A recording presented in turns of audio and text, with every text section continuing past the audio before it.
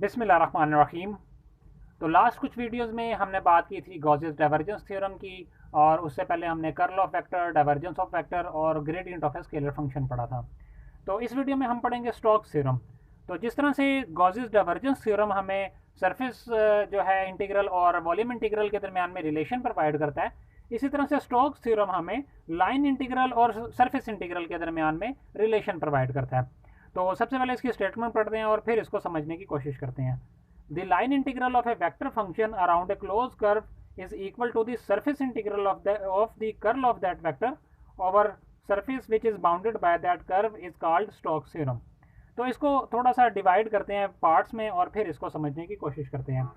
तो सबसे पहले देखते हैं कि लाइन इंटीग्रल क्या होता है। तो जिस तरह से हमने बात की थी सरफेस इंटीग्रल हमारे पास नंबर ऑफ फ्लक्स के इक्वल होता है, इसी तरह से लाइन इंटीग्रल अगर मैं कोई लूँ, ये मैंने कोई भी एक लाइन ले ली और मैं अगर मान लूँ कि यहाँ पे मेरे पास कोई भी एक वेक्टर फील्ड है इस डायरेक्शन में, और ये मेरे पास कोई भी ए वेक्टर फील्ड है, और इस लाइन की, चूंकि लाइन एक अगर लाइन सेगमेंट कोई भी लूँ तो वो भी एक वेक्टर क्वांटिटी है, और इसके जो वेक्टर क्वांटिटी है इसको मैं ले रहा हूँ आर। तो इस वेक्टर की वो इफेक्टिव वैल्यू, और इसको मैं मान लेता हूँ कि ये जो लाइन है इसकी डायरेक्शन ये है, क्योंकि वेक्टर क्वांटिटी है तो इसकी जो डायरेक्शन है वो मैंने ये मान ली। तो इसके लाइन इंटीग्रल से क्या मुराद है, इस वेक्टर फील्ड के लाइन इंटीग्रल से क्या मुराद है इस लाइन के साथ। तो इसका मतलब ये है कि इस वेक्टर क्वांटिटी की वो इफेक्टिव वैल्यू जो इस लाइन के अलोंग है उसको बोलेंगे इसका लाइन इंटीग्रल। और हमें पता है दो वेक्टर्स अगर हों और एक वेक्टर की इफेक्टिव वैल्यू दूसरे वेक्टर के अलोंग हमने फाइंड करनी हो तो हम क्या करते हैं, हम डॉट प्रोडक्ट ले लेते हैं दोनों के दरमियान में। तो ए डॉट आर अगर हम लें तो ये हमारे पास जो आएगा ये लाइन इंटीग्रल बेसिकली कहलाएगा इस वेक्टर फंक्शन का इस लाइन के ऊपर। और इसी को मैं बिल्कुल कुछ इस तरह से भी लिख सकता हूँ, ए डॉट डी आर, और यहाँ पे मैं लगा दूँ इंटीग्रेशन। ठीक है, मैं कोई भी स्मॉल पार्ट ले लूँ, इस लाइन का सेगमेंट ले लूँ और फिर उसको इंटीग्रेट कर दूँ, तो बेसिकली ये हमारे पास लाइन इंटीग्रल है। तो लाइन इंटीग्रल बेसिकली किसी भी वेक्टर फील्ड की वो इफेक्टिव वैल्यू होती है जो कि उस लाइन के अलोंग है, तो इसको बोलते हैं हम लाइन इंटीग्रल। और अब अपनी डेफिनेशन के ऊपर आते हैं। The line integral of A vector function, तो लाइन इंटीग्रल हमने अभी देख लिया किसी भी वेक्टर फंक्शन का अराउंड ए क्लोज कर्व। तो ये मैंने जो एक लाइन ली हुई थी ये एक बिल्कुल स्ट्रेट लाइन थी। अब इसको हम देख लेते हैं कि क्लोज कर्व से क्या मुराद है।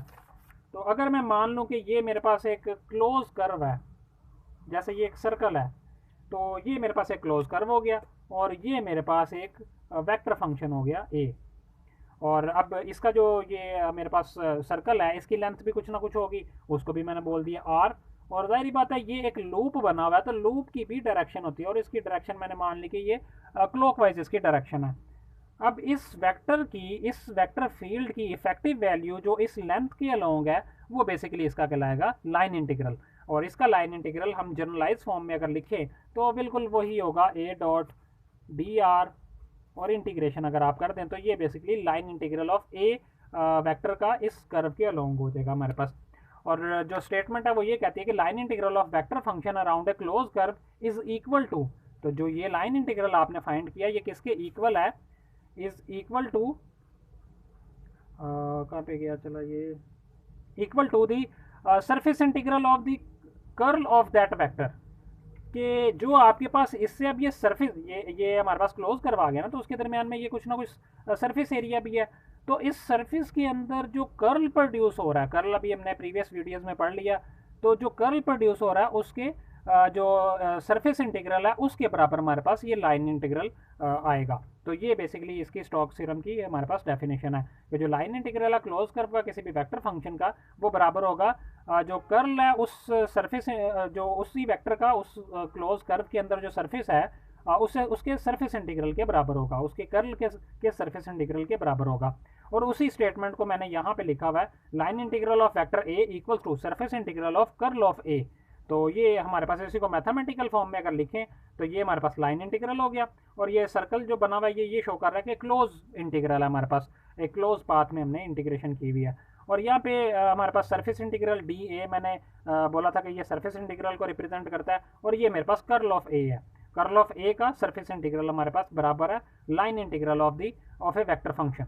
तो ये बेसिकली स्टोक्स थ्योरम है। अब इसको प्रूव करते हैं कि ये दोनों टर्म्स जो हैं एक दूसरे के इक्वल हैं। अब इसको प्रूव करते हैं।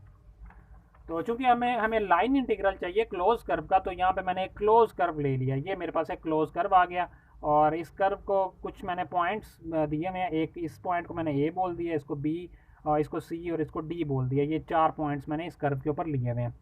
और इस कर्व को मैंने बोल दिया कि ये कर्व जो इसका नाम है वो सी है, और इसकी जो सरफेस है उसको मैंने बोल दिया ऐसे। ये सरफेस भी तो इसकी होगी ना कुछ, जैसे एक पेपर है, ये शीट है, इसकी सरफेस है ये पूरी इसकी, और इसका सरफेस एरिया भी है। तो इसके दरमियान में ये जितना भी पार्ट है ये सारे इसके सरफेस है, उसको मैंने बोल दिया एस, और कर्व को मैंने बोल दिया सी।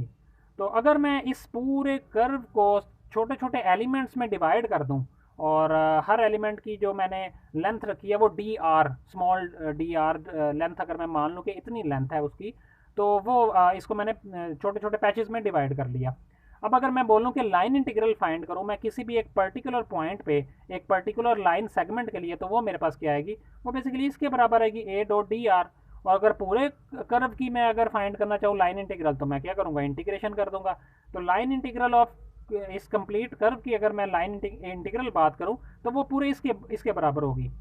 और अगर मैं इसको 2 लूप्स में डिवाइड कर दूं, पहले ये पूरा एक ही लूप था, अगर मैं इसको 2 लूप में डिवाइड कर दूं, तो इसका लाइन इंटीग्रल जो होगा वो कुछ ना कुछ होगा, और इसका लाइन इंटीग्रल जो होगा वो ये कुछ ना कुछ होगा, और दोनों को ऐड कर दूंगा वो तो मेरे पास पूरा टोटल लाइन इंटीग्रल आ जाएगा।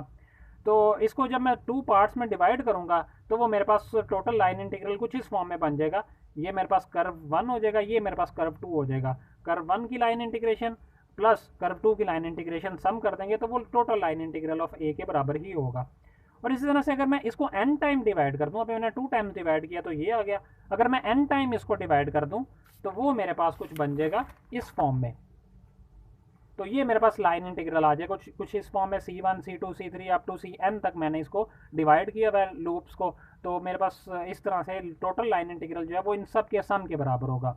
अब इन सब को मैं क्या कर सकता हूँ, इसको मैं जो है समीशन की फॉर्म में लिख सकता हूँ। इस तरह से मैंने इसको समीशन की फॉर्म में बंद कर दिया, क्योंकि ये एक सीरीज़ है हमारे पास, तो इसको समीशन की फॉर्म में मैं लिख सकता हूँ। अब मैंने मल्टीप्लाई और डिवाइड कर दिया डेल ए आई से, जिस तरह से हमने गॉसेस डाइवर्जेंस थ्योरम में मल्टीप्लाई डिवाइड किया था। तो यहाँ पे मल्टीप्लाई भी कर दिया और डिवाइड भी कर दिया, और फिर मैंने सेम वही काम किया कि लिमिट अप्लाई कर दी कि डेल डी ए जो मेरे पास है वो अप्रोच कर रहा है 0 को। तो जब लिमिट में अप्लाई करूँगा, तो लेफ्ट हैंड साइड पे मेरे पास कोई भी ऐसा एरिया नहीं है जिसके ऊपर मैं लिमिट अप्लाई कर सकूँ, तो सिर्फ राइट हैंड साइड पे ही हमारे पास लिमिट आएगी। लिमिट इसके ऊपर भी अलग से अप्लाई हो जाएगी, इतने पार्ट के ऊपर भी अलग से अप्लाई होगी, और इस मिशन के ऊपर भी अलग से अप्लाई होगी।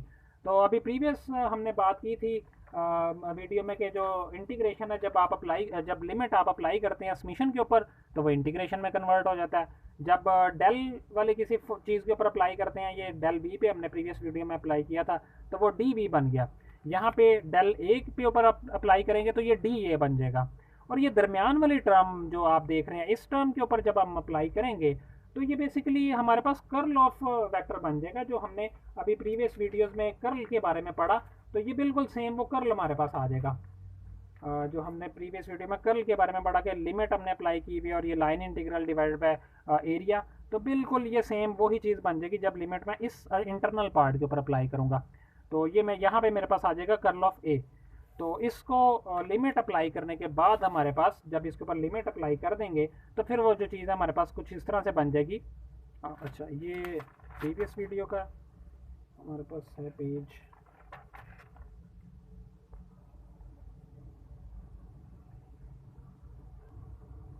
तो वो जो है इसके इक्वल हो जाएगा हमारे पास कर्ल, जो दरमियान वाला जो पार्ट है हमारे पास।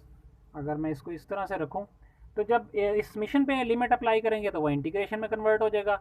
डी ए जिस पे डेल ए पे अप्लाई करेंगे तो वो डी ए बन जाएगा। इस सेंटर वाली चीज़ पे जब अप्लाई करेंगे तो वो कर्ल के इक्वल हो जाएगा। और ये बेसिकली, और यहाँ पे लाइन इंटीग्रल जो लेफ्ट हैंड साइड पे है, वो अभी हमने स्टार्ट में बात की कि लाइन इंटीग्रल इसके बराबर है। तो ये हमारे पास जो स्टोक्स थ्योरम है ये बेसिकली प्रूव हो गया। और ये जो हमारा फर्स्ट चैप्टर है मैकेनिक्स का, ये कंप्लीट हो गया। और इसके बाद इंशाल्लाह हम नेक्स्ट जो सेकंड चैप्टर है वो स्टार्ट करेंगे।